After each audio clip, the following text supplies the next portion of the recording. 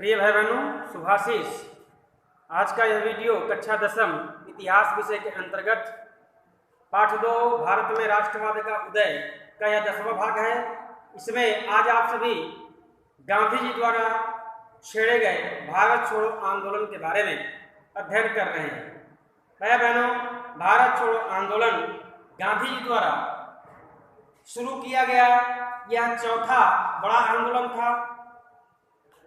इस आंदोलन में गांधी जी ने करो या मरो का नारा दिया। चूंकि आंदोलन सविनय अवज्ञा आंदोलन विफल रहा, असफल रहा, तो गांधी जी सतर्क हो गए थे और अंग्रेजों के खिलाफ एक ऐसा बड़ा आंदोलन करना चाहते थे जिसमें सभी भारतीय एकजुट होकर के हिस्सा लें और उसी दम पर भारत से अंग्रेजों को खदेड़ा जा सके। तो चूंकि 9 अगस्त 1925 ईस्वी को काकोरी कांड हुआ था और भगत सिंह ने उस काकोरी कांड को एक और विजय दिवस के रूप में मनाने का निर्णय लिया था और उसको हर प्रतिवर्ष 9 अगस्त 1925 ईस्वी को जो काकोरी कांड हुआ था, तो 9 अगस्त का दिन हर वर्ष एक विजय दिवस के रूप में उस समय मनाया जाता था। तो गांधी जी ने और 9 अगस्त का दिन ये तय किया था कि 9 अगस्त के दिन ही ये बड़ा आंदोलन छेड़ा जाएगा, जिसमें अनेक युवा और एकजुट होकर के सभाएं कर रहे होंगे। तो उन सभाओं का एक सहारा मिलेगा आंदोलन को गति देने के लिए। तो आंदोलन जो शुरू किया गांधी जी ने वह क्रिप्स मिशन की विफलताओं के बाद शुरू किया। क्रिप्स मिशन क्या है? तो लेबर पार्टी उस समय विंस्टन चर्चिल डेमोक्रेटिक पार्टी की सरकार लंदन में थी, ब्रिटेन में थी, और उसके विरोध में लेबर पार्टी काम कर रही थी। लेबर पार्टी उदार थी, तो लेबर पार्टी का नेतृत्व और क्रिप्स लेबर पार्टी के नेतृत्व में क्रिप्स स्टैफोर्ड क्रिप्स भारत आया और उसने एक प्रस्ताव लाया कि द्वितीय विश्व युद्ध में, क्योंकि उस समय द्वितीय विश्व युद्ध 1939 ईस्वी में ही शुरू हो गया था, कि द्वितीय विश्व युद्ध में और भारत के जो कांग्रेस के नेता हैं वो भारतीय युवाओं को आह्वान करके और उसमें ब्रिटेन के सहयोग के लिए भेजें, तो आगे चल करके हम भारत को औपनिवेशिक शासन के अंतर्गत हम स्वशासन प्रदान करेंगे। यानी आगे चल करके जब लेबर पार्टी की सरकार बनेगी तो स्टैफोर्ड क्रिप्स ने यह कहा था कि द्वितीय विश्व युद्ध में यदि भारतीय सहयोग करते हैं तो मैं औपनिवेशिक शासन के अंतर्गत भारतीयों को स्वशासन और स्थापित करने और चुनाव कराने की मैं अनुमति दूंगा। गांधी जी क्रिप्स जब भारत आया तो उससे अनेक उम्मीदें लगाए हुए थे कि डेमोक्रेटिक पार्टी जो विंस्टन चर्चिल ब्रिटेन में प्रधानमंत्री है वो क्रूर है और लेबर पार्टी का यह है तो यह उदार होगा और भारत के लिए कुछ अच्छा योजना बना करके लाया होगा, भारत को स्वराज्य प्रदान करने की योजना बना करके लाया होगा और उसके एवज में हम उसको सहयोग करेंगे द्वितीय विश्व युद्ध में। लेकिन उसका जो प्रस्ताव था कि स्वशासन हम देंगे, तो गांधी जी को बड़ी खिन्नता हुई और अन्य कांग्रेस के नेताओं की बड़ी खिन्नता हुई, मुस्लिम लीग की को भी बड़ी खिन्नता हुई कि या तो स्वशासन की बात करने आया है, यानी औपनिवेशिक शासन के अंतर्गत भारत अभी भी रहेगा, इसकी भी नीयत ठीक नहीं है। तो गांधी जी ने कहा कि यह प्रस्ताव, क्रिप्स मिशन से कहा कि आपका यह प्रस्ताव उस दिवालिया बैंक के समान है जो उत्तर दिनांकित चेक जारी कर रहा है। अर्थात दिवालिया बैंक जो है वो आगे वह बैंक ध्वस्त होने वाला है, दिवालिया होने वाला है और वह हमें चेक दे रहा है कि आगे आने वाले समय में जब वो दिवालिया हो जाएगा तो आप पैसा निकाल लीजिएगा।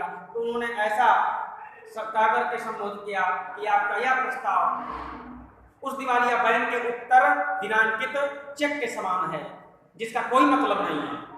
गांधी जी ने बड़ी बुद्धिमानी से जवाब दिया और बड़ी बुद्धिमानी से फिर आंदोलन छेड़ने की एक योजना बनाई और 9 अगस्त का दिन रखा, क्योंकि काकोरी कांड 9 अगस्त 1925 ईस्वी को हुआ था और प्रतिवर्ष भारतीय उस विजय दिवस को मनाने के लिए एकत्रित होते थे एक जगह पर पूरे भारतवर्ष में। तो इस नाते से गांधी जी और बंबई में कांग्रेस का अधिवेशन आयोजित किए। 8 अगस्त का दिन था।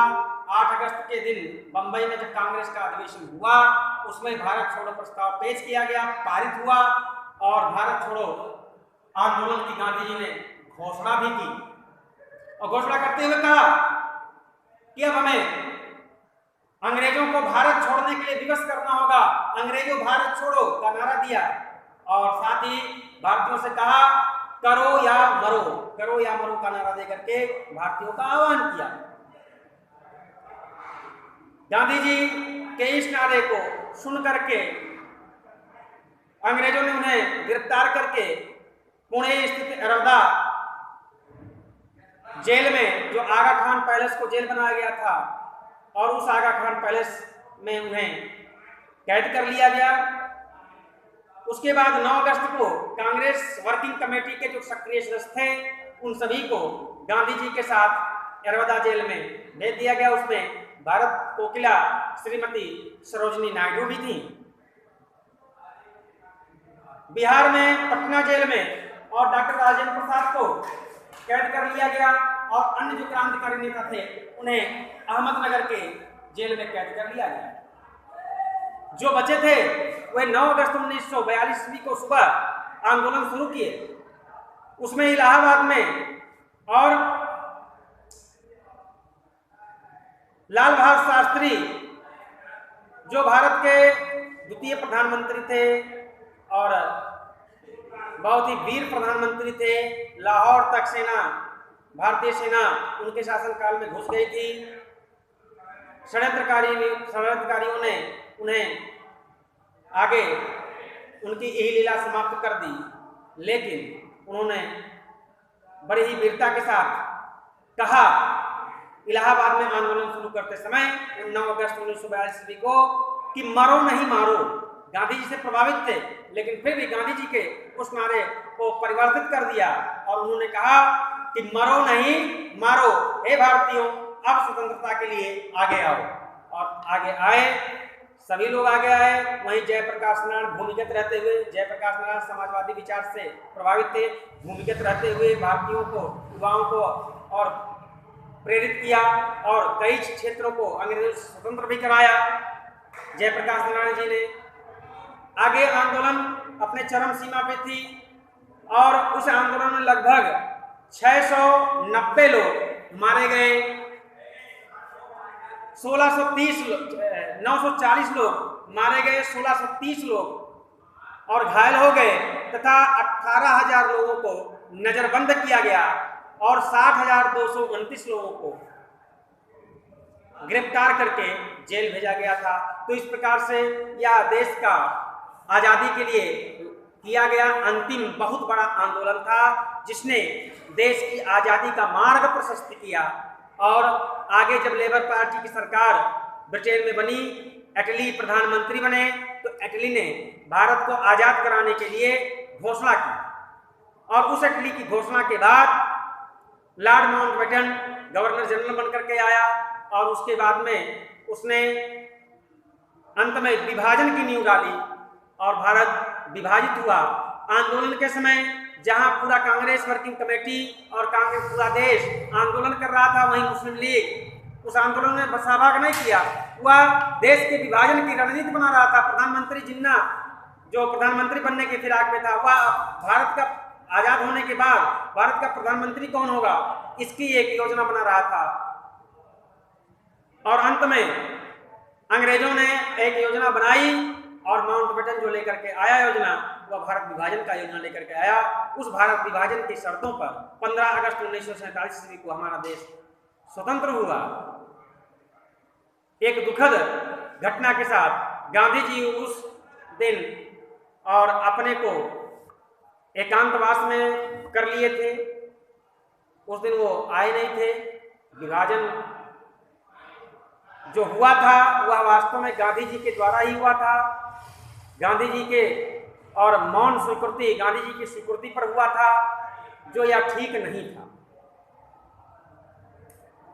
तो अब इसके बारे में आगे स्वतंत्रता के बाद क्या हुआ, क्या क्या घटनाएं हुई, इसके बारे में संभवतः अगले वीडियो में आपको बताया जाएगा।